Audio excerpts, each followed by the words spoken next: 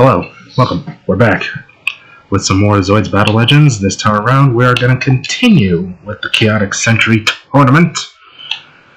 Our opponents are Irvine and Herman, both of which are in Gojuluses. Luckily, we have the Storm Tyran. So this should go by quickly since the Gojulus is a rather slow Zoid.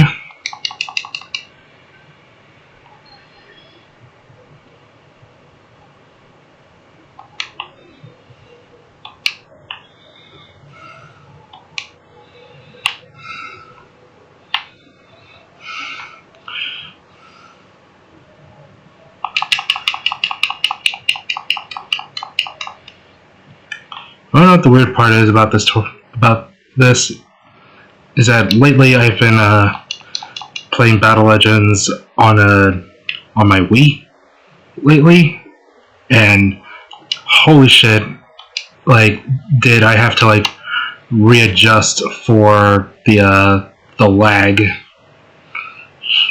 that's in the massive amounts of slowdown in the GameCube version. Slowdown that isn't really there in the and boom, there goes the two Gojuluses. Like I said, the Gojuluses are slow. Of course, that's because the Gojuluses are, well, essentially built like a tank. They have a lot of armor and could dish out a lot of damage. But when you have two Ultra Z's, they're nothing to worry about. But yeah, it's like going back to the original after playing the emulator version. Oh, yeah, it's Thomas and Carl in the D Bison and Iron Kong.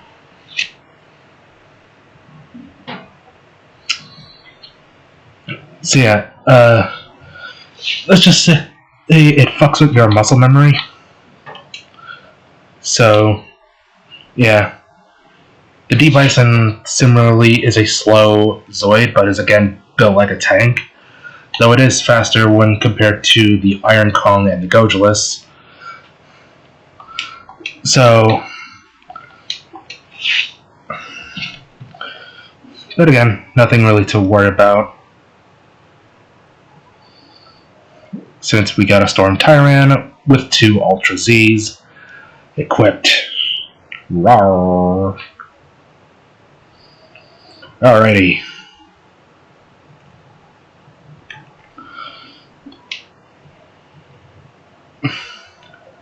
And it appears our teammate has already found the Iron Kong.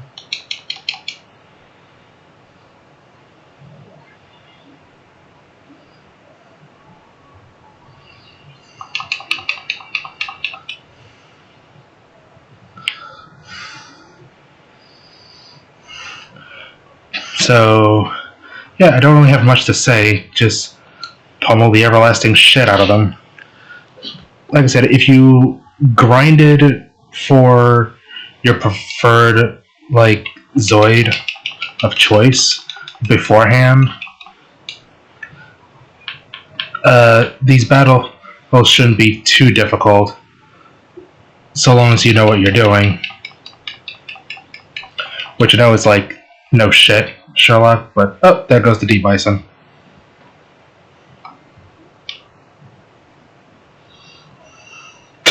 Just leap up into the air. But again, so yeah, I don't really have much to say in terms of strategy. Plus, by this point, with two Ultra Z's, these battles go by very quick.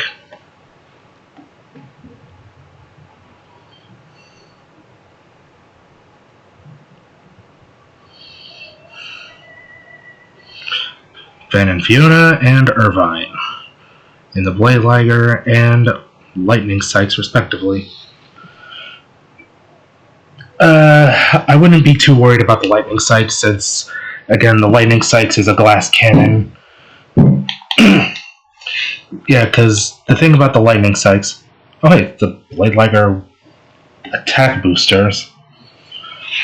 So, what Blade Liger AB is basically just the Blade Liger, but with the attack boosters equipped. That's really all it is.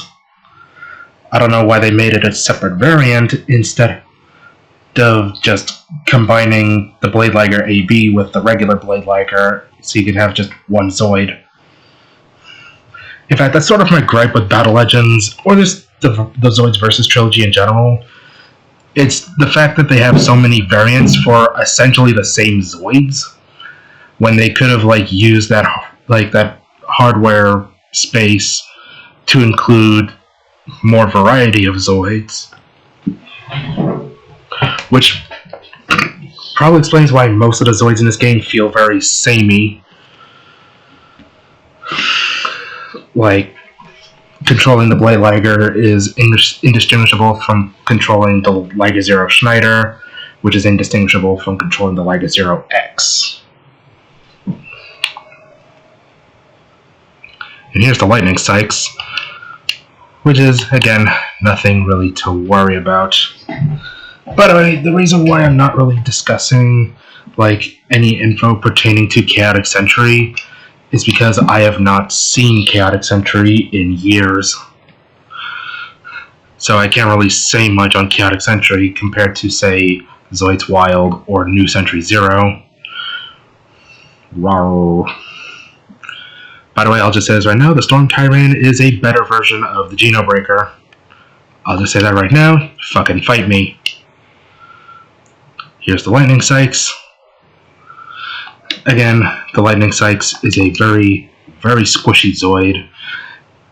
Its only notable quality is its speed, but as you can tell, it's not really working out well for the Lightning Sykes.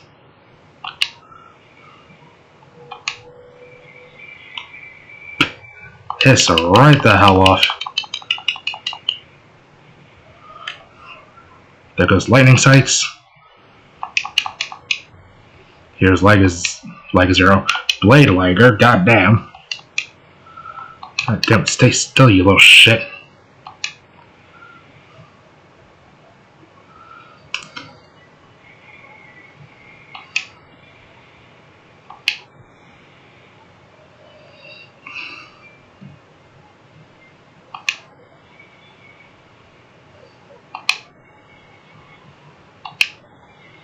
And there goes the Blade Liger.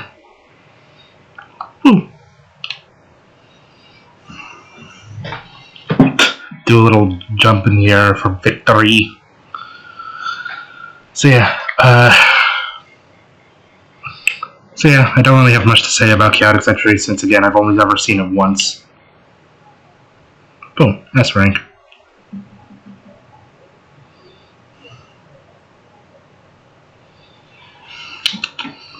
Let's see, next battle.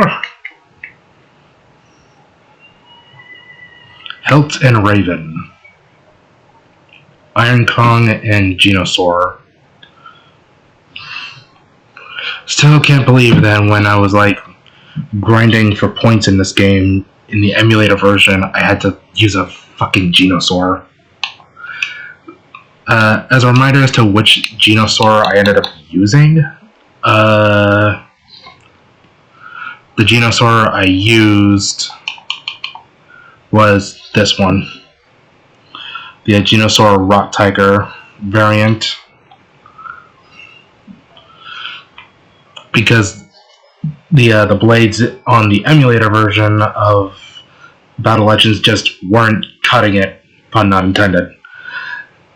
Because of the faster frame rate, I find that I would be missing my attacks with the blades in here compared to in the original version, which is something I definitely have noticed.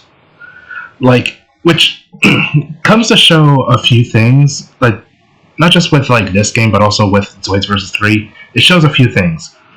One, it shows how much Zoids like the Blade Liger and the Liga Zero Schneider and the Liga Zero X relied heavily on the blades, because you take away those blades, or in the case of Versus 3, you nerf the blades, they become squishy as all hell. Like, goddamn, they're squishy.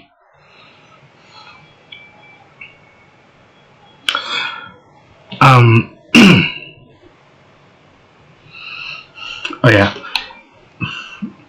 And secondly, how those kind of Zoids relied heavily on the slowdown, the lag, in the original version. Wait, shit, I forgot to show off the map. Here's the map, by the way. Iron Kong, Geno saurer. By the way, in case anyone's wondering if if I'll be doing a playthrough of Zoids Legacy or Zoids vs. 3, the answer is no. On the subject of Zoids, in case anyone's wondering, yes, I am aware, because we're fighting the Geno saurer, might as well bring this up, because this is relevant. So, last week, Takara announced that they were doing both a figure of the Berserk Fury that's part of the Adamus Machina line, however it's called. They announced that alongside Hot Rod. It's basically Takara Tomi's version of Bandai's Soul of Chogokin line, where it's die-cast metal like figures.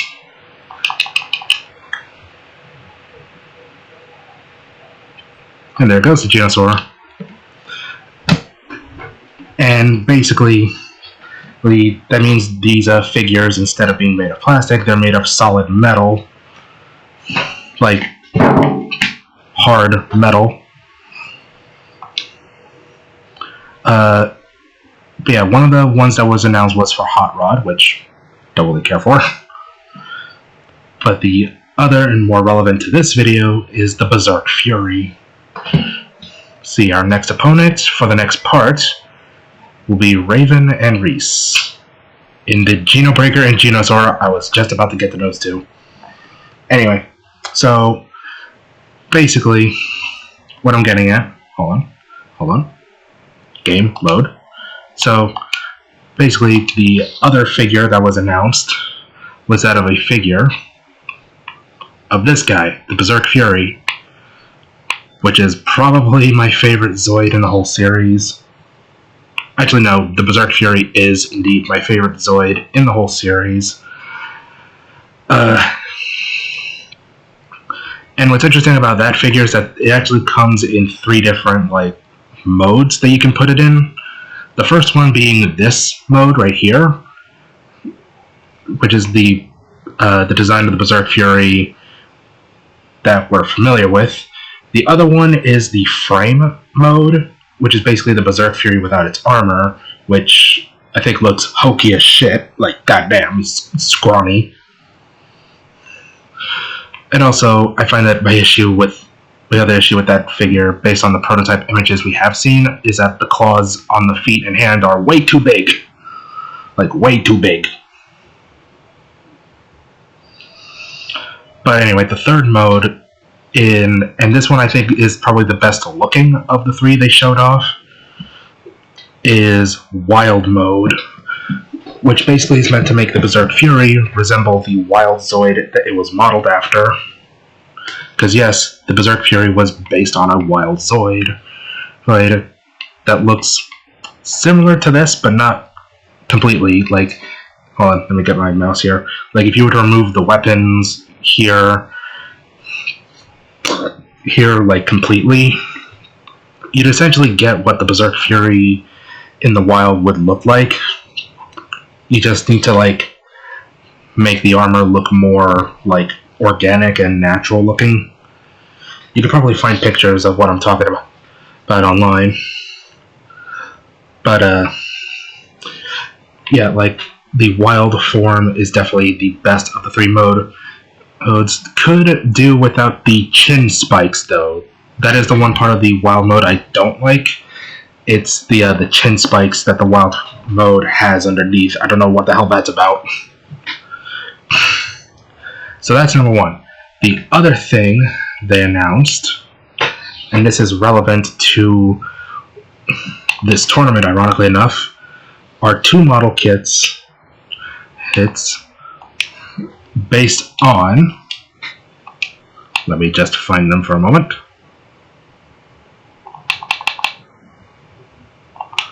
Shit, hold on.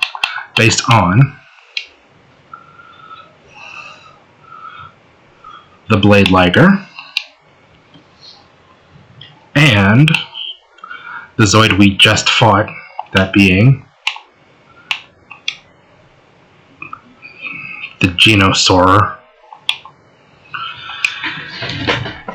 And what's interesting about the kits in question that were revealed were part of this new line by Takara Tomy called the Realize model line, where basically they're meant to be, if you're familiar with the Kotobukiya high-end master model kits, they're essentially smaller and more affordable versions of that, essentially. Since we all know Kotobukiya sure as hell won't do it, because Kotobukiya kits cost a fucking arm and a leg and a lung. Like, goddamn. Like, what the hell are these prices? But with the Realized model kits being more in line with, like, the motorized kits, but instead of being motorized, they're actually articulated, even coming with little, like, effect parts, so you can recreate certain scenes from the show. I definitely think that the Realized model line definitely will help the Zoid series in the long term, since one of the big issues with the Zoid series is the fact that Zoids just doesn't have any, like, newcomer-friendly model kits. Like, aside from the motorized Zoids Wild kits, your only alternative to Takara Tomy's Zoids Wild motorized kits would be Kotobukiya's high-end master model kits. And those, as I've said before, cost a goddamn organ. Like, Jesus Christ. Like, why does this hunk of plastic cost so fucking much? Like, no, thank you. Fuck that. Fuck that. So, yeah, needless to say,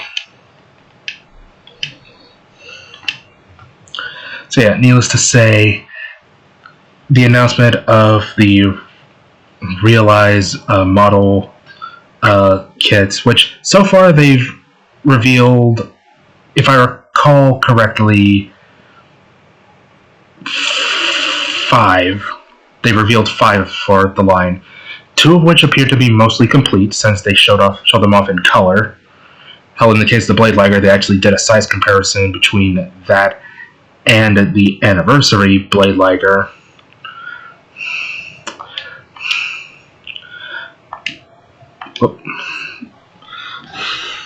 For comparison.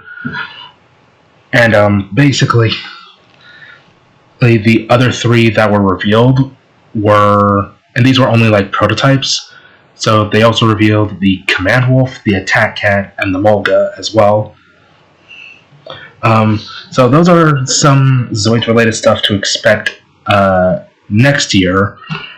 Pre-orders, I think, will go up late this year, I think, with the full release being sometime next year. And frankly, I'm glad that Takara Tomy is actually doing Zoid kits aside from just the motorized kits. Because while, yes, the motorized kits are what people think of when they think of Zoids, for obvious reasons. Like, you slap some batteries on that thing and watch them move. And, like I said, the Zoids Wild kits themselves are actually really good, actually. Like, building them actually feels a lot like building a Bionicle set. So, if you're familiar with LEGO, building the Zoids Wild kit should feel right at home. So, but yeah, like, one of the Zoid series' biggest issues is that the barrier to entry was so high. Like, stupidly high. But now with these realized models being smaller, more articulate, essentially the Zoids version of like a high grade to all the Gunpla builders out there.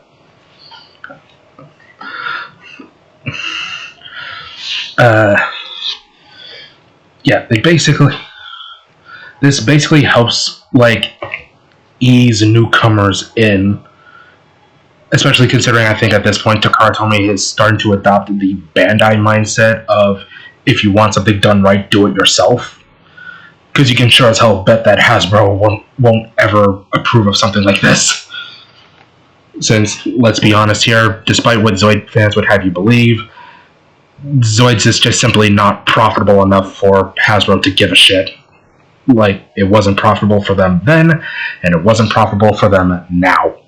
So really, I think Takara Tomy has only recently started realizing that this is the case, that they can't rely on Hasbro for everything, since that has shot them in the foot more often than they'd like to admit. So yeah, I am glad that we are getting more options when it comes to Zoid kits, since I do think that combined with the Zoids Wild motorized kits, these upcoming Realize like model Zoid kits, it will definitely help newcomers get into it, since again they're smaller for one thing, so they consume less shelf space, and B, they probably won't cost anywhere near as much as, say, Kotobukiya's kits, which, as I've said before, and I'll say it again, will cost you an organ. There's something kind of ironic about me doing a part of Zoids Battle Legends last week, thoroughly shitting on Chaotic Century, and then the day after they announced that, what I just mentioned. So yeah, I guess you could say, like, combined with the recent, like, influx of, like, mecha content, we're in a sort of mecha renaissance in a weird way.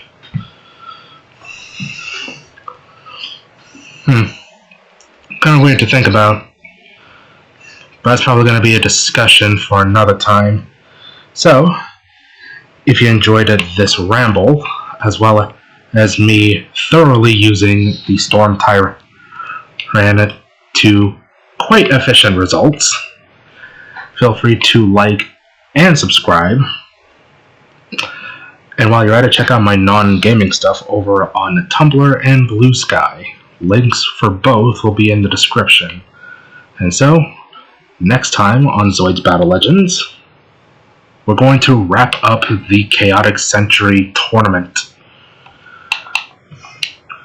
There's only 4 battles left, after all. And so, see you all next time for some more Zoids Battle Legends. Bye.